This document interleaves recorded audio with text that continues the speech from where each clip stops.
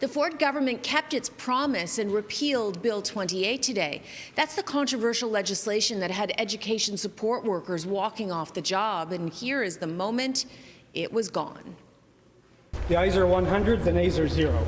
The ayes being 100 and the nays being 0, I declare the motion carried.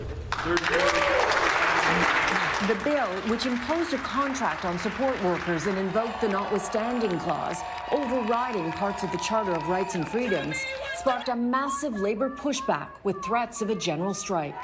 Ontario education workers have our rights back. We have an imposed contract off our backs.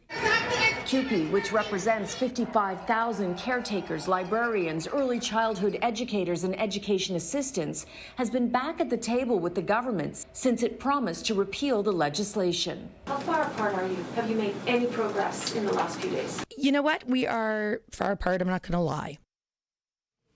And again, it's been a remarkably busy day here at Queen's Park. In the midst of news conferences on masking and repealing Bill 28, the Ford government released its fall economic statement. It's also known as a mini budget.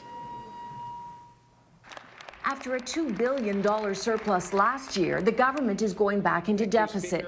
This fiscal year, it will be $12.9 billion. We're not immune. We're not an island here. We're connected to the global economy. Despite the intense strain on hospitals and shortage of pediatric ICU beds, there is no new money for health care, which the finance minister defends. In the last budget that passed in August, I put another $5.6 billion into health care. That's on top of the over $5 billion the previous year. One measure to help people through high inflation was already announced yesterday when Premier Doug Ford said the government was extending the 5.7 cents a litre gas tax cut until the end of 2023, which will cost the coffers $1.2 billion. I think that money could have been better spent, to be honest, on fixing our healthcare crisis. Almost every measure that the government has brought in, whether it's license plates or gas taxes, disproportionately benefit wealthy households. Payments to low-income seniors will be doubled, and there is a move to help people with disabilities on ODSP, who currently receive about $2,000 a month from the government for rent, food, and all other expenses. They will now be allowed to earn $1,000 a month before their wages are clawed back. That's up from $200 a month. It will just help a small number, though.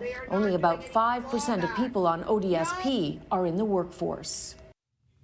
Now, one other point to mention in this mini budget, MPP's pay freeze has been extended indefinitely. Their salaries have actually been frozen since 2009 at around $116,000 a year. The majority of Conservative MPPs, though, have added responsibilities and make more.